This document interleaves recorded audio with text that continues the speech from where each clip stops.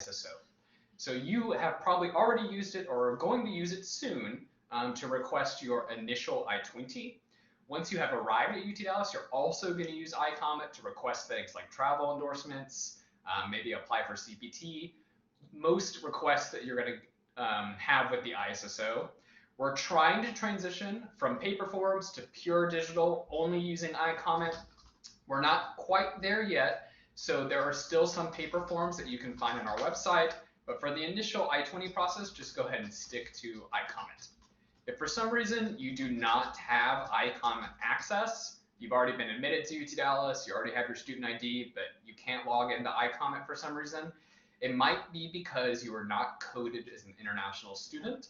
If that's the case, email us, the ISSO, or email enrollment services so we can code you correctly. Awesome. Thank you, Zach. So we do have one question. You know, I'm not going to lean into the camera. You guys won't be able to see me anyways. So could you please speak about the dual degree MBA and MSBA I-20 process? Right. So off the top of my head, I can't remember if this is, so we will say dual program or dual degree. Dual degree will have one standardized name and zip code. So I think maybe for the MBA and MSMBA, it might be one name and one code on your I-20. So if you get that I-20 and there's only one thing there, even though you're in this dual degree, it doesn't necessarily mean it's an error. Yeah. Awesome.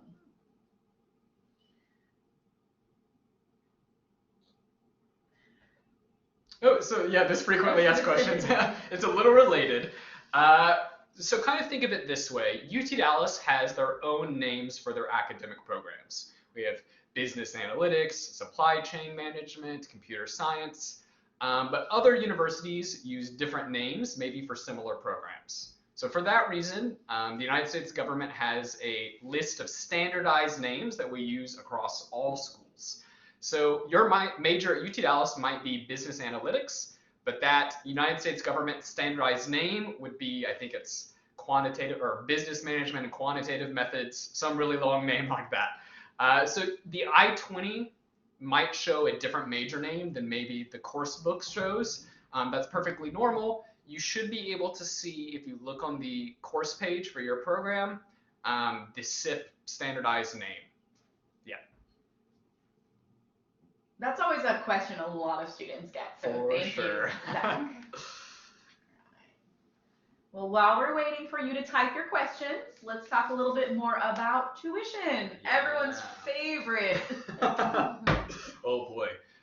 Yeah, we get a lot of questions based on this. There's a lot of confusion, kind of mixing up estimated expenses for I-20 issuance and tuition.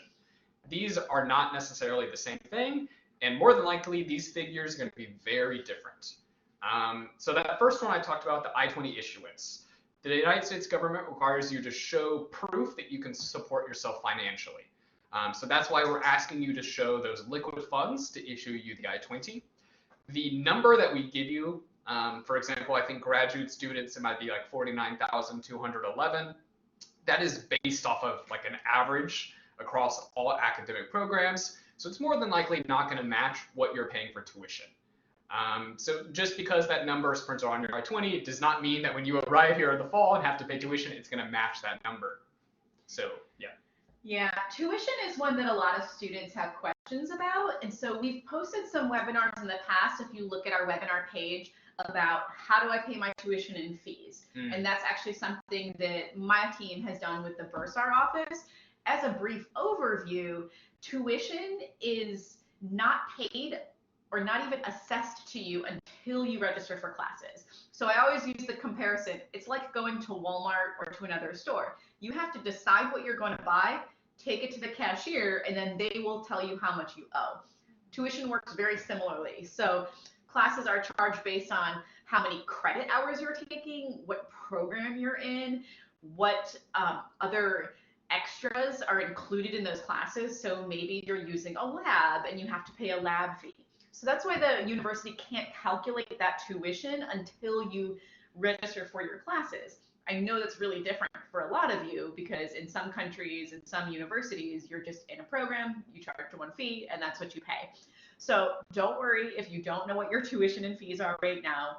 It's okay. So the estimated tuition for the I-20 is absolutely what ISSO and the U.S. government needs to know. However, for the bursar office, when you pay on campus, you'll get that bill after you register for your classes.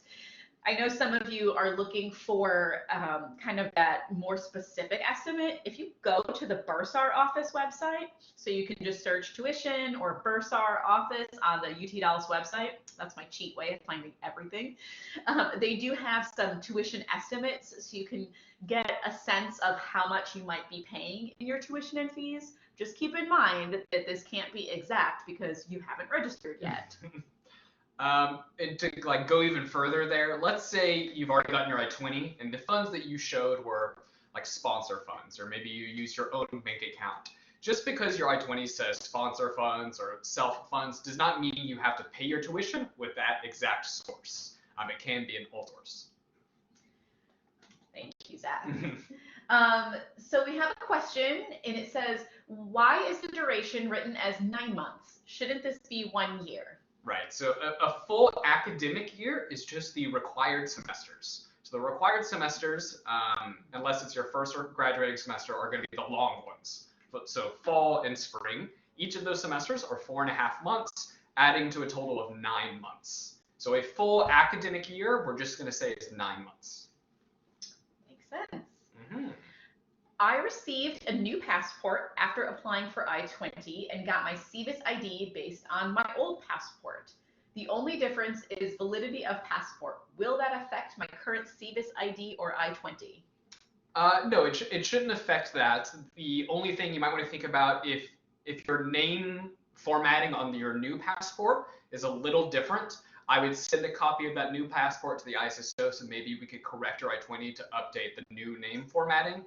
Either way, go ahead and send a new copy of your passport to our office so we can add it to our records because we keep track of all the expiration dates of the passports. The only other thing I can think of is if you already got your F1 visa stamp and then you got a new passport, you're going to need to carry both passports with you. If you have not received the visa stamp yet and you're going to get that stamp in your new passport, I would still keep your old passport with you for your records, but at the port of entry, you'll just need that new passport with the visa stamp in it.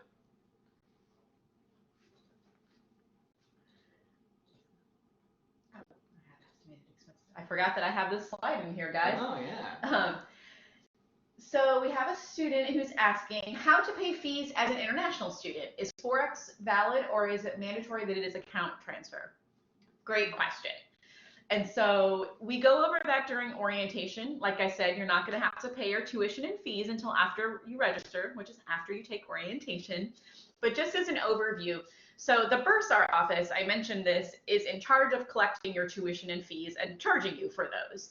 And so they have a few different ways where you can pay. So you can pay by credit card, and that's online, and you can pay by check or cash. We don't recommend cash because you don't want to be carrying around thousands of dollars in cash. And you can pay by a wire transfer if you choose to. The only company they allow a wire transfer with is called Flywire. And this is an international wire transfer service. They're really great, and a lot of international students like to use it because you can initiate those payments in your home country's currency, and they can convert that. You can track your payment from start to finish, and you can also, they have a 24-hour live chat function. So if you have questions while your payment is going through, then you can actually chat with someone from Flywire. Keep in mind, it's not from UTD, but it's from that Flywire company. So there are several different ways. I recommend if you want to get more information, check out that bursar office website on UTD. They are a wonderful resource and they have so much information, and they'll tell you every way that you'll be able to pay your tuition and fees and how you need to do that in order to get your tuition and fees paid so you can prepare before you come. That's a really helpful thing. Mm-hmm. Yes. So I did not notice this when I was reviewing this PowerPoint yesterday, but these figures that are showing on the PowerPoint slide right now are our old figures. Oh no. So make sure you go ahead and check our website, the estimated expenses page of our website, that will have the new figures there. We'll go ahead and update that after this webinar. So sorry about that. But you should also be able to find, maybe linked from that estimated expenses page on our website, another page which reviews all the financial documents that we can accept to issue the I-20. We recently added some new options for students. We are now accepting salary statements, but mostly the thing you want to remember is that the funds need to be liquid. If it is a non-liquid account, like a provident fund or an investment account, we need to see some sort of supplemental letter stating how many of the funds are liquid and can be withdrawn at that time. But like I said, that website is very thorough. I would go ahead and review that if you're still trying to get your I-20 and collect the funds. Thank you, Zach. What is the average duration of the MS Business Analytics program? The UT Dallas website states it to be 12 to 24 months. However, my I-20 mentioned it to be 3 years. We anticipated we might get this question today.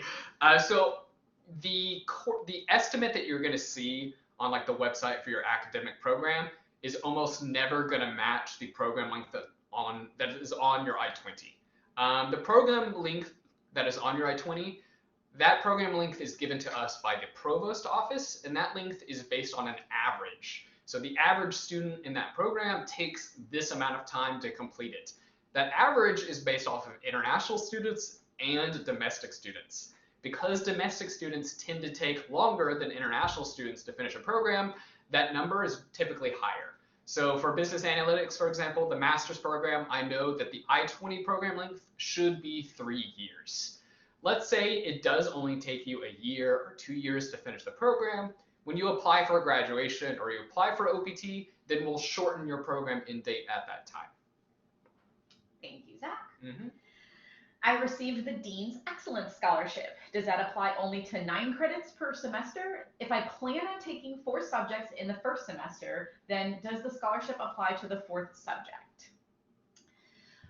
Our recommendation for that is to contact the office who awarded you the scholarship. So our team does not award any scholarships, and we don't manage scholarships.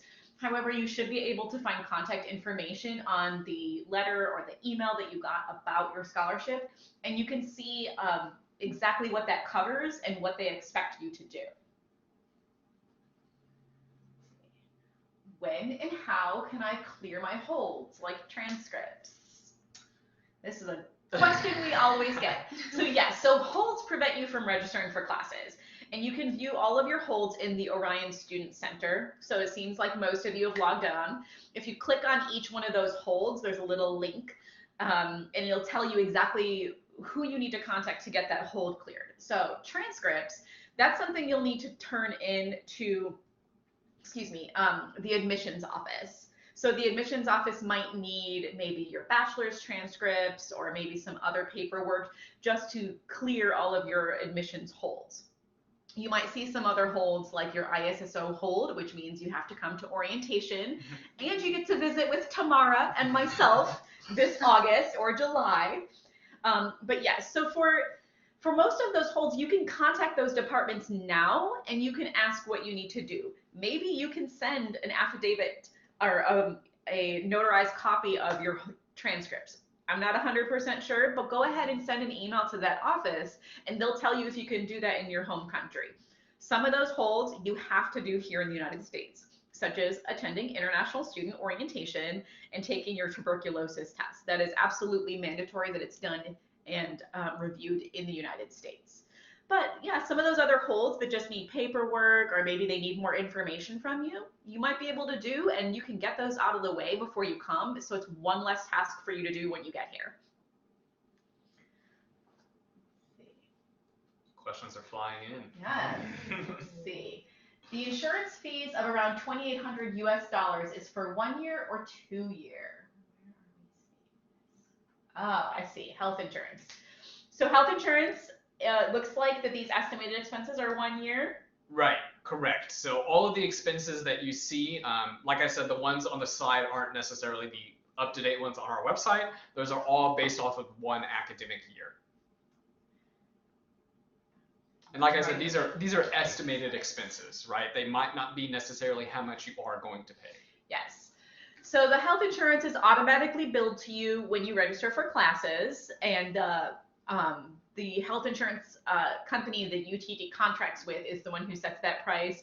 It's usually about $1,000 for each long semester, so for fall and for spring, and then there is health insurance for the summer. Now, if you're not taking classes during the summer, you will not be billed that fee for health insurance. However, that also means you don't have health insurance. So if you go skiing in Colorado over the summer, it's still cold there in the summer, and you break your leg, you are going to pay full cost for that, which is very expensive in the United States. So the health center and our team always recommends that you maintain health insurance. So even if you're not taking classes, you can still purchase the university's insurance over the summer. It's usually about $700 for summer session, maybe a little bit more. Now, like I said, this is just an estimate, right? Because we aren't 100% sure of the costs until they set those fees. Hello, I am yet to receive my undergraduate degree certificate, and it's likely that I might not get it before August. My university doesn't issue a provisional degree. Can I submit my passing certificate when I get there? That would be a great question for the admissions office. So as I mentioned before, they're in charge of collecting your transcripts and processing those documents that show that you can come to UTD. So you can email them or you can give them a call. And their office information is on the UT Dallas website, so you can go ahead and ask them that. Right. UT Dallas is a very large international student population. So while other schools with a smaller international population, they might have one office that handles, the transcripts, the admission, the I-20 issuance, all of that for international students. UT Dallas, it's a little segmented. Yeah. Yeah. Is it mandatory to take the insurance only from the university, or can we take it from other vendors? This is a really great question.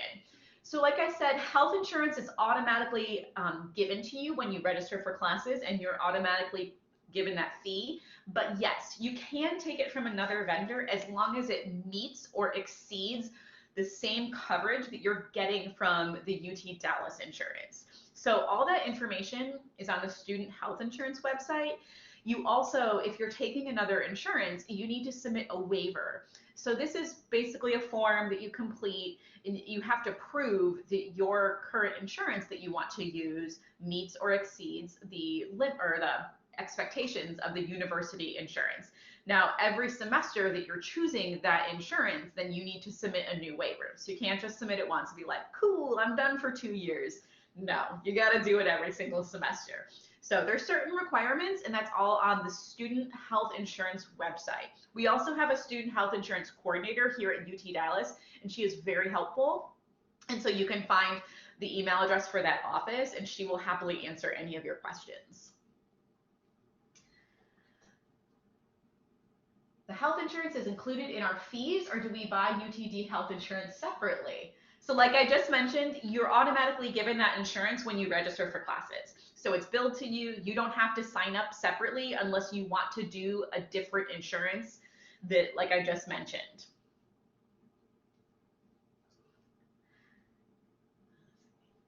Is there a WhatsApp or Facebook page for international admitted students?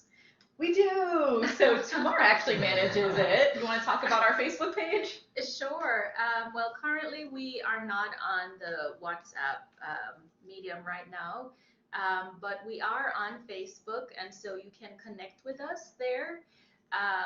We do have groups that you do have to ask to join, but you can easily do so. They're usually closed groups, I would say, for newly admitted students, but you just need to request permission. And I'm not quite sure of the exact title, but usually it's by the semester that you're coming in. So it might say, maybe it says, fall 29 newly admitted students or something like that. So you can try to search for that on Facebook, maybe fall 2019, newly admitted students for UTD. And usually you should be able to find us that way. And they'll also provide a lot of information for you in terms of maybe if you have questions about temporary housing or other questions that you might have, they can assist you with that. And I know you guys don't use the WhatsApp, but I think a lot of the student organizations, the cultural organizations, might use it. Yeah. Yeah, that's a good point. So, in fact, I just saw this on our Facebook page. So we have our ISSO Facebook, and then there's a specific group for summer and fall 2019 students where you can just get to know the new students. And so anyone's accepted to this group. We'll just accept anyone. And so a lot of times students will post messages and be like, hey, I started a WhatsApp group for MS, blah, blah, blah, whatever students. And so that way you guys can connect with each other. So you can check that page out. And it's connected to our ISSO, UTD ISSO Facebook page so that you can find it there. And then you can leave messages for other students just to see if you guys want to start a WhatsApp group. So I see a lot of people asking the same question. Just to clarify again, the figures on the PowerPoint right now are old, so ignore those. Just refer to the figures that are on our website. So maybe we should just leave this slide. Yeah, let's leave this slide. Okay. Cool. Let's see. What if I want to change my course? Can you elaborate the process? So, do you mean your academic program or like the courses you have enrolled in, right? I guess Academic program. So that wouldn't necessarily go through our office unless you're talking about the program that shows on your I-20. If you, let's say, were issued an I-20 for business analytics and you decided to change to supply chain management, we cannot change the major on the I-20 until that change shows up in Galaxy. So the old program would have to show as discontinued, and the new program would have to show as active, in which case you could, through iComment, send the initial I-20 reprint request form and say that you want to change the major on the I-20. If you are thinking you're going to do that process maybe closer to the start of fall, or in the middle of fall, I would recommend making that change once you've already arrived, so you don't have to pay for additional express shipping for us to send you that new I-20. Thank you, Zach. My I-20 fee is $49.211. Can we please be louder? All right. Okay. Please provide the. I'm confused. It's a lot of questions. Yeah, there's a lot of questions. Maybe can you elaborate on the I-20 fee? Right. So for graduate students without a TA, it is $49,211. Right. So if that's what your I-20 says, and you do not have a UTD scholarship, then that's right. Rolling out scholarships, again, our office does not issue any scholarships. So I would talk to maybe the Office of Financial Aid or your specific academic program to see about what scholarships they offer. Thank you. So I guess speaking of scholarships, it sounds like a lot of people want more information on scholarships. So like I mentioned, our office does not issue any scholarships. And so Zach kind of mentioned there's a lot of different offices on campus that help students. So ISSO works solely with your immigration, I-20, and processing that paperwork and giving you immigration advice. Tamara and I in intercultural programs, we really only do all the transitional initiatives and global programming for the campus. So for scholarships, that's handled by the different departments that issue those. So maybe your academic department, it could be another department on campus, maybe the Asia Center or something like that. So any questions you have about when is that scholarship getting issued, or do you have a scholarship, you'll have to direct those questions to them. I know that seems a little frustrating, but that is the way most US universities work. In order to be more efficient for the amount of students we have, each office has a particular task and mission. And so that's what we do. And we just help each other out by collaborating and giving each other's info.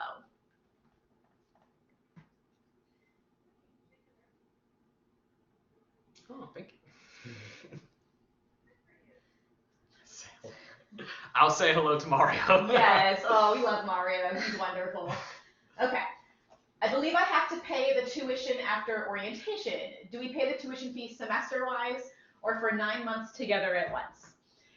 This is a great question, and it's kind of similar to what we talked to before. So like I mentioned, you pay your tuition and fees when you register for classes. Since you're only registering for classes for one semester at a time, that means you only pay for one semester at a time. So when you register for the fall, you'll get your bill for tuition and fees just for the fall, and you have to pay that.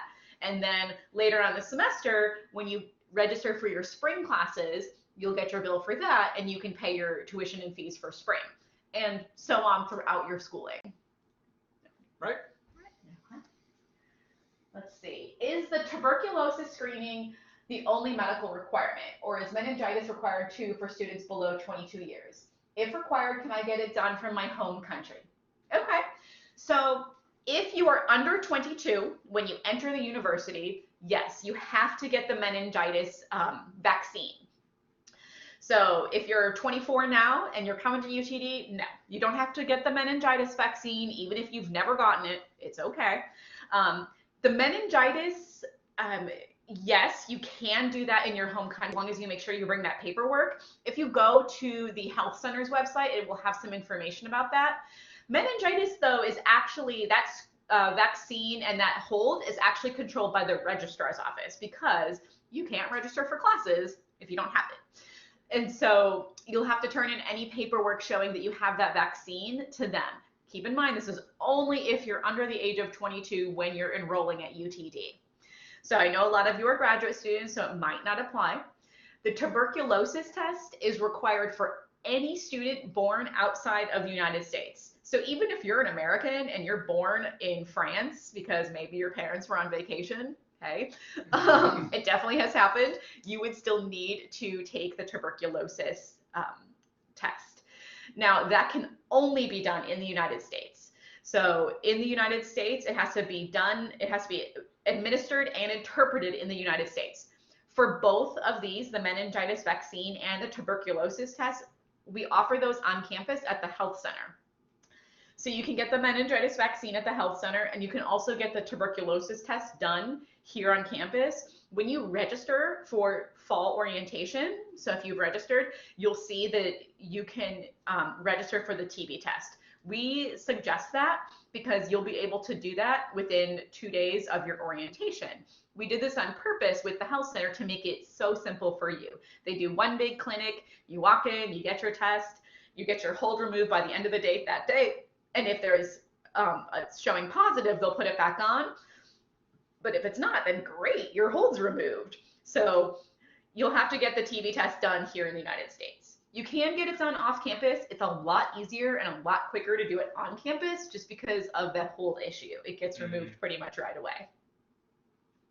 Okay, so I think I see a couple questions for me. Yeah. Sorry, we haven't been saying your name. It's pretty small on the computer screen. This first question is pretty good. It's about, it says that they were assigned an advisor on their I-20. So the name on your I-20, the DSO who processed your I-20, that is not necessarily your international student advisor.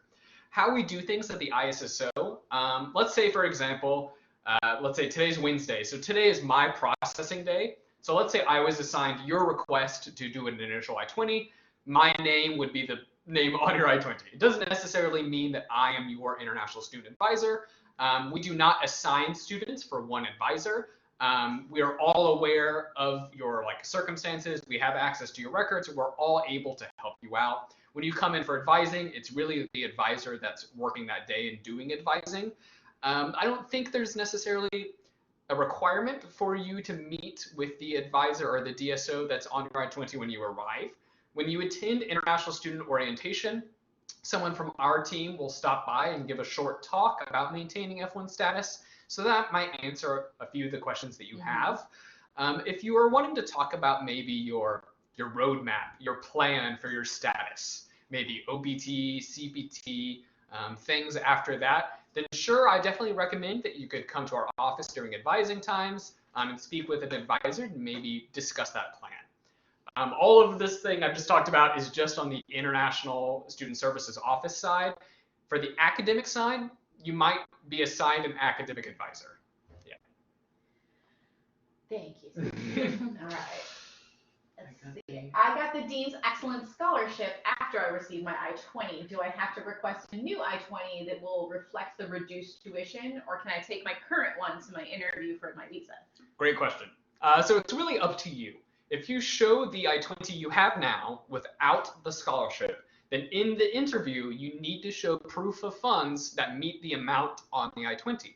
If you get an updated I-20 with the reduced tuition fee and showing your scholarship amount, then if you went to the interview with that I-20, you would have to show that amount, right? So it might be easier to show the latter amount. But if you have the funds to show for that original higher tuition amount on the I-20 you have now, I might recommend doing the visa interview sooner rather than later. What other tests, apart from TB tests, which we need to perform in our home country? So like I mentioned, TB test has to be done in the United States. You are not able to take that in your home country. It will not be accepted, and you would have to do it again here in the United States. The only other health test that the university requires, it's not a test, but it's a vaccine, is the meningitis vaccine, and that's only if you're under 22. You can get that done in your home country, but it's also can be done here in the United States on campus. Let's see. Is there a limit on the number of credits we can cover in summer semester, and how are they divided to the smaller summer semester? So I recommend checking out the enrollment page on our website. There's a lot of really helpful charts that can talk about the enrollment requirements for any given semester. The main thing to remember is that unless it is your first semester in F1 status or your last semester, your graduating semester, summer is not a required semester. The required semesters are going to be fall and spring, all right, the long semesters. So if summer is not a required semester for you, you do not have to enroll, you do not have to meet full-time enrollment requirements, but you can certainly enroll if you want to. Because you do not have enrollment requirements for the summer, you can enroll as many classes as you want to. The same for spring and fall, actually. As long as you meet that minimum full-time enrollment requirement, you can enroll in any number of additional classes as well. In terms of how credits are divided, that might be a question for your academic program. Some programs will only offer specific courses during the long semesters and not offer them during the summer. If they do offer them during the summer, it's my understanding that they meet the same requirements as taking the course in a long semester. But I would verify with your department. Let's see. What if I can't make it to orientation on time because of the visa? This happens, and we completely understand. So sometimes you can't get a visa interview, sometimes your flight's delayed, whatever. So don't worry. Send our office an email. So that's just icprograms@utdallas.edu if you think you're going to miss orientation. And Tamara or myself or another team member will give you that information, and we'll help you make arrangements to complete orientation later than our 3 scheduled ones. We set those dates for those 3 scheduled ones because we found that those are the best times for students to come, because that way you can get all of your holds removed, get registered for classes, and get settled into the United States. But if you are going to be late, this happens a lot, don't worry. We will help you take care of that. I have updated my visa status on iComment. Is there any process I need to complete before arriving in the United States? Right. And I see a similar question below that says, what are the things that need to be done after I get my visa? So when you say update my visa status, I'm guessing that means in iComment you've let us know that you have received your visa. So thank you for doing that. That helps us keep track of how many students are going to show up, or at least try. Luckily, a lot of the things that you need to prepare, you had to prepare for the visa interview. So you've already kind of met a lot of your requirements that you need to do to come here. For example, you filled out the DS-160, you paid your I-901 fee, you received your I-20. So once you receive the visa stamp, immigration-wise, the only thing to remember is that you just can't enter the country before 30 days before that program's start date.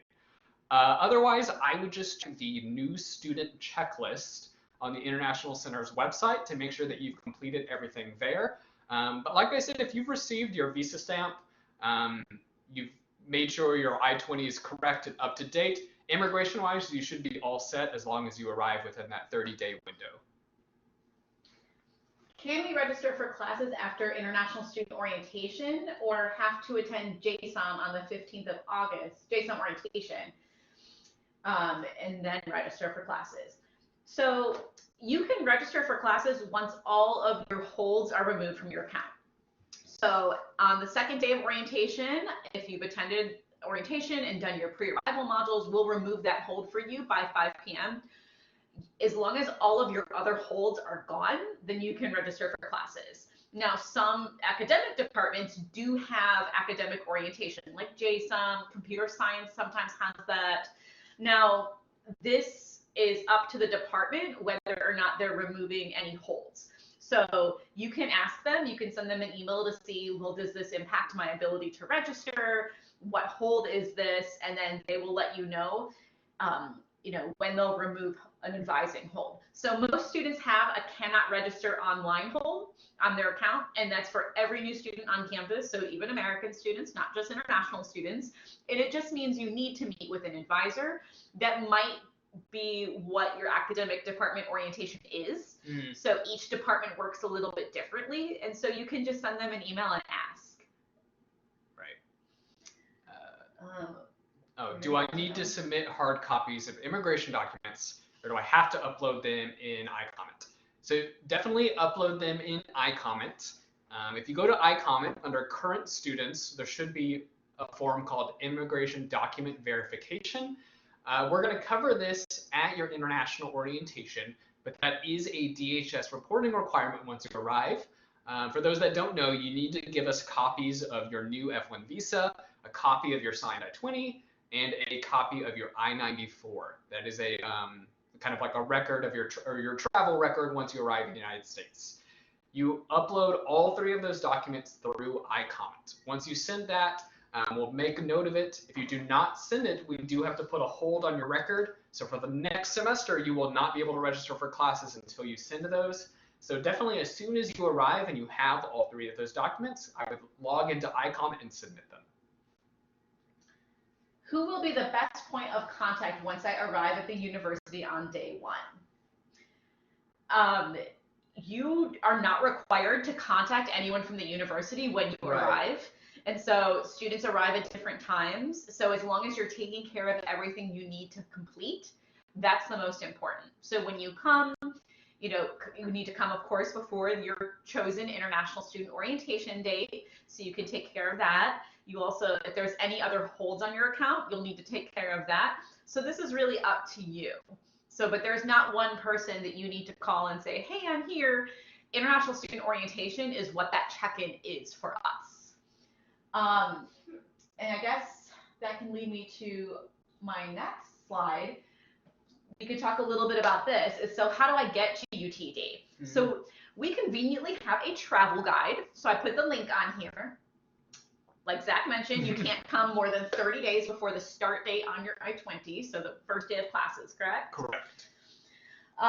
But I listed a few things for you to think about. So like I mentioned, holds, orientation, your TB test, finding a place to live. This is always one that's tricky. And so, do your research in where you want to live. If you're planning to live off campus, when are you allowed to move into your apartment? Maybe you're staying with a friend for a little while, so talk with them about when can you come. So just consider those things. Something awesome is that we also work with some student groups that offer airport transportation, and I don't know why I didn't put the link on here. So I will, I'm going to put it in the comments. Cool. Let's see. So a group called Big Howdy, if you look at my comments, I just wrote it, offers free airport transportation for students. So you can fill out their form and it asks for your flight information, when you're planning to arrive. And so they'll offer either bus everybody who's coming on those couple flights, maybe arriving at the same time to UT Dallas, or they have volunteers in the community who pick people up and will bring them to UTD. From UTD, then you can go to your respective apartment and whatnot. So Big Howdy is a group of lots of student organizations and community volunteers, and so they're really helpful. There's also some cultural student organizations that offer pickup. So maybe if you're coming from China, coming from India, these particular student groups like to be a point of contact for new students from their home countries, so they can take you to an apartment. Sometimes they also offer temporary spaces for you to stay for a couple days until you get your housing. And so we have all that information on the travel guide to UTD, and you'll be able to find it there. All right, let's see. Oh, okay. So when do I need to upload the visa? right. So because all 3 documents that I mentioned are required, the visa, the signed I-20, and the I-94, I would recommend submitting those all together. The I-94 you're not going to get until you arrive in the United States. So it might be helpful to send all those maybe day 1 once you've arrived, or day 2. Your requirement is to submit those by Census Day. If you look at the fall 2019 academic calendar, you can see Census Day there. I can't remember it off the top of my head. September 4? Something about that. Okay, yeah, sometime early September, so I would check there. If you want to send the visa now, you certainly can. It just might add a little bit confusion in the future if you only send us the I-94 and the I-20. So either way, when you send that IDV e-form, the immigration document verification, I would send all 3 forms at once. Awesome. Cool. So we definitely have time for more questions, so please feel free to type your questions. Since we've gotten some questions about orientation, I'll at least go over this. So you might know international student orientation is required if you're an F1 or a J1 international student. And so you can sign up for orientation at this link. This webpage also provides a lot of other questions that you might have. We also have links to other sites, so like ISSO's site or the Big Howdy site. So go ahead and use this page as a resource because it'll be really helpful for you. So when you get to that page, you'll see the drop down that applies to you. So if you're a graduate or an exchange student, you'll come to international student orientation. If you're an undergraduate student, you have a couple other options to fulfill your orientation requirement on campus. And so go ahead and take a look at that website. But if you do not attend international student orientation, then you're not going to be able to register for classes. And so we really need you to attend that. And why wouldn't you want to attend? You get to hang out with me and Tamara, and we're pretty awesome. So we're basically the coolest people in the office, besides Zach. Thank you. Thank you. Yeah, Katie, Tamara, and Travis put on a really great orientation. It'll be an opportunity for you to kind of learn things about how to adjust in Texas, at UTD, in America, but also get opportunities to see student organizations, departments on campus, and also maybe hear from an ISSO advisor. Maybe Zach. Yeah, maybe. Yeah. We don't know. I can't remember. I don't remember who's presenting. Something else about orientation that a lot of students want to know, and I have this in our frequently asked questions website for orientation. So orientation starts exactly at 9 o'clock a.m. on each orientation day. So it's 2 days. So it's a Tuesday and a Wednesday. Now, you should be checked into orientation by 8:45. We usually open up the check-in between 8 o'clock and 8:15. So we'll provide a light breakfast. So we have fruit and some breakfast pastries, coffee for those of you like me who cannot handle life in the morning without it, and tea. You know, Tamara loves her tea. So Tamara's in charge of ordering breakfast. So get excited, it'll be delicious. And yeah, you'll check in, and we have the presentation that goes, I would say the presentation probably ends around 12:30. Maybe 1 o'clock at the very latest. Sometimes we have to add an extra presenter or 2 if there's a department who really wants to speak with you. And then after that, we go to lunch. And so lunch is in the school's cafeteria. And we actually just met with the dining hall yesterday, Tamara and I, to work out a good menu. So trust me, it's good food, guys. I actually like to go to the dining hall because it's delicious. So you'll get a free lunch on the first day of orientation. It's completely optional though. So you're not required to go, but hey, why not? Free food, right? Who doesn't want free food? And then on day 2, that starts at 9 o'clock as well. You don't have to check in on day 2. So we'll tell you where to show up and just be there at 9 with your name tag on. And day 2 is pretty cool. Actually, this is Tamara's also job to arrange it, but it's like a conference day. And so we have several different workshops going at once, presentations of information that students have told us they want to know right at the beginning. And you can choose each hour which one you want to go to. So it's kind of nice because there's different info about paying your tuition and fees. Do you want to do OPT one day so you can go to a presentation on that? We have presentations from cultural student organizations. So if you're interested in getting involved on campus, and that's awesome. So you can choose, you know, different sessions. So there's a 9 o'clock, a 10 o'clock, an 11 o'clock, and a 12 o'clock. And then at 1, you're done.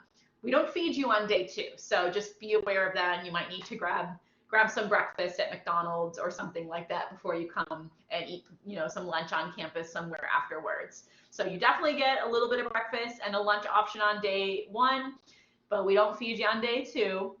And the nice thing is our orientation ends, I mean, even with going to lunch on day 1, you'll be done no later than 1:30 or 2 o'clock. So if you have other stuff, you can take care of holds. That's awesome. Sometimes the department might want you to have a meeting with them or an orientation, and they've actually worked that out with us. So they'll do it after our orientation. And so don't worry if they say, well, you have an orientation on the same day as your international orientation. It's probably because it'll be in the afternoon and they've already talked to me because, you know, I'm the queen of orientation, I like to say. So you don't have to worry about missing hours. And if it is at the same time, all you have to do is email us and we'll figure out an option for you. All right. I filled the orientation registration form twice.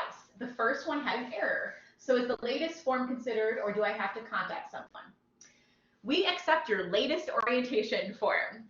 And so you're welcome to contact us just to double check to make sure you're registered. However, it's okay if you think you filled it out, you can just show up on the day you filled it out and we will accept you and give you and check you in.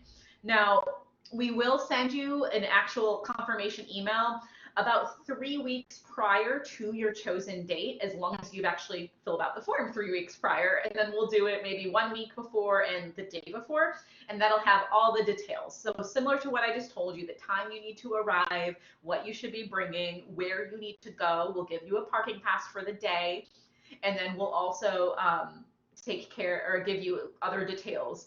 So it'll be really helpful to get that email. Like I said, you're more than welcome to send us an email just so we can check our list. So we download a registration report twice a week so we know who's registered.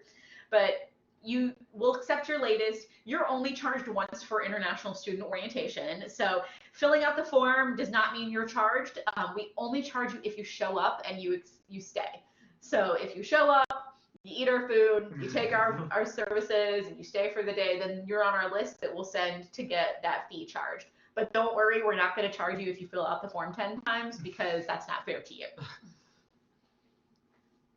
Oh, look at that. We got a lot of thumbs up. Yeah. All right. Thumbs up to you guys, too. So, let me see if we have other questions. Oh, here we go. So I already talked a little bit about vaccinations. Like I mentioned, I'll just mention it one more time. All this information is also on our website, so the ISSO site and the Intercultural Program site. In fact, I'm going to go back really quick because this link at the very bottom is our new students link, and this will show you a new student checklist. It'll show you all the stuff you have to do as a new student here to UTD. Vaccinations. You just need to get the meningitis vaccination if you're under 22. And if you're over 22, then cool, you don't need that. One less shot. I mean, who likes needles, right? Just make sure that when you're here at UTD, you have to get your TB test. 100% everyone born outside of the United States needs to get it. So please, please get that, or else I'm sorry, we can't let you register for classes, but we've told you. The charge for orientation is included in the fee, or is it paid on the day? It is included in your tuition and fees. So please don't bring us any money. We will not accept it. We're not allowed to accept it. But yes, so international student orientation fee is charged with your tuition and fees. You'll just see that $50 charge in your bill when you pay your tuition and fees. We make it really easy for you guys. Are UTD master students expected to meet a dress code during classes? I have never gotten this question. Yeah, that's a good question. Sure, that is a really good question.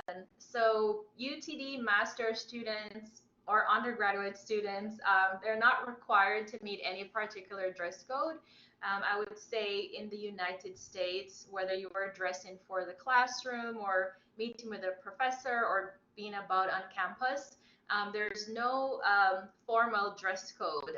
Just I would say if you just dress appropriately. So if your body is covered, so whether that means, for example, for your shoes, if you want to wear sneakers or boots or flip-flops, if you want to wear jeans and a t-shirt, the dress code is pretty casual. So and that is, but it is up to you. There are some students, they might have a certain sense of style, and you can always show your style. So if you feel like, you want to wear a long sleeve shirt and a button-down shirt, that is up to you, but you will not get any odd looks if you choose to show up to class in jeans and sneakers and a t-shirt. So whatever is comfortable that you'd like to learn in is what is acceptable here. Right. So, Yeah, we actually have a link on our website, what to pack. So if you go to our travel guide, I think it links the what to pack list. And it's very basic. I know that you guys are bringing 1 or 2 suitcases. So, we just give some suggestions of what students have packed and told us they've packed in the past. And so like Tamara said, casual. Most US culture is very casual. So I think most students wear like jeans and a t-shirt to classes. I don't ever see anyone that dressed up. But it might be nice to bring a dressier outfit. So something for like a business, maybe an interview, or maybe you're gonna go on, out to dinner or somewhere nice, maybe bring something nice to wear just because you want to. Right. Yeah. Or even maybe, if you want to make, as Katie said, a good impression, or not a good impression, it's up to you. So maybe if you go to meet with your academic advisor, I know some people like to present themselves a certain way. You can certainly do that, but you will not be looked down on if you don't come in a 3-piece suit. So, Right. it's up to you. Yeah. I think the only time there might be an expectation is maybe at job fairs. Yeah, job fairs you'll want to bring. So bring a suit or a business dress for a job fair or an interview. Sometimes a professor might expect you to dress more professionally during a presentation if you're giving a presentation in class. But even in the United States, I would say that's probably considered more business casual. So nice work pants and a button-down shirt, or a skirt and a nice blouse, I think is probably appropriate. But check out our what to pack list. It's got some good ideas. We also recommend, bring some mementos from home. So pictures of your family, your friends, your cat, your dog, something that will make you smile and feel less homesick when you get here. We also, we host the International Week during the spring, and so a lot of students like to bring some things to showcase their culture, because we have a lot of events where you can showcase your own culture, and so we encourage that. Maybe in your culture there's a very traditional dress. You can bring something like that to wear during special times like that, and that's kind of fun. But yes, a lot of things you can buy when you get to the US. So housewares, sheets, towels, blankets, pillows. You can go to some of the stores around campus and get those for rather inexpensive if you don't want to have to carry those to the United States. But of course, make sure you have your essentials, toiletries, any medications, anything like that. I want to make sure I think we might have missed a question, and it was saying the orientation fee, is it the day of, or is it added to their fees? Oh, I did mention that. So the orientation fee is charged with your tuition fees. Right. And someone's asking, when do we pay the TB test? So the Student Health Center is in charge of the TB test, so they're best to answer this question. However, if you take the student health insurance, then you won't have to pay the TB test. So it'll just be reimbursed to you. I'm not sure that if you don't take the student health insurance, I'm not sure how that charge is administered. So you might want to look at their website or ask them to see. And I'm going to reiterate, so someone's asking again about the TB test and where it can be conducted. It always has to be done in the United States. So if you do it in your home country, that will not be accepted, and you'll have to do it again. So that is the rule, and that is not an exception. You have to do it in the United States. So someone's asking, is the university will carry out TB tests only? They're 22, so what other tests? The TB test is required for all students born outside of the United States, regardless of age, and it has to be done in the United States. It can be done on campus. I recommend it. It's easier. But you can also do it off campus. And if you look at the Student Health Center website, they have the paperwork that you'll need to give that doctor in order for him to or her to fill out. There is no other medical test or requirement if you're over 22. If you are under 22, make sure you get that meningitis vaccine. All right, I think we can take one more question and then we'll close up. So I'll go to the closing slide just to make sure we're staying on time. Yeah, we had a lot of questions about the TB test and meningitis. So guys, I highly recommend if you go to utdallas.edu and search Student Health Center, then you'll be able to get onto the health center's website. So it's Student Health Center, and they have a wealth of information there along with the information that we have on our website as well. Thank you, Tamara. Okay. Well, it looks like we can close up. So if you have additional questions, I've listed our offices. So Zach in the Immigration International Student Services, here's a list of some of the things he'll be able to respond to, or actually the ISSO team, right, not just him. And then for Tamara and myself, we can answer questions about orientation, airport pickup, events and activities. If you have other questions, feel free to email us and we'll direct you to the right spot. All the information on the slides is on our website. Yeah. So someone's asking if we can get a recap. As I mentioned when we first started, all of these will be posted online. So I have the website here. It's the same website you went to get to the webinar. And so we'll also post the recording there and it'll connect to YouTube. Give us about a week because it does take a little time for us to edit and process everything. Our next webinar is in 2 weeks, so on Wednesday, June 19th, and it's supposed to say 8:00 a.m. Central Time, so I'm not sure why it says 9 o'clock. I'm going to change that. Oops. I obviously did not edit my slides well enough. It was too early. It was too early. 8 o'clock in the morning is so early, guys. So that's what to expect when registering for classes. So it'll actually be myself plus 2 academic advisors, one from JSOM and one from ECS. And we'll go over what you can do to prepare to register for classes because we know it's different in the United States than it is with other countries. And so we at least want you to understand what to expect and maybe you can do some things to get yourself ready for class registration. But we enjoyed speaking with you today, guys, and we're really glad that you could attend. If you have any other questions, please email us. I'll go back to our slides so you can just maybe take a quick screenshot. But great. Thank you. Thank you, guys. Bye. Bye. See you in the fall.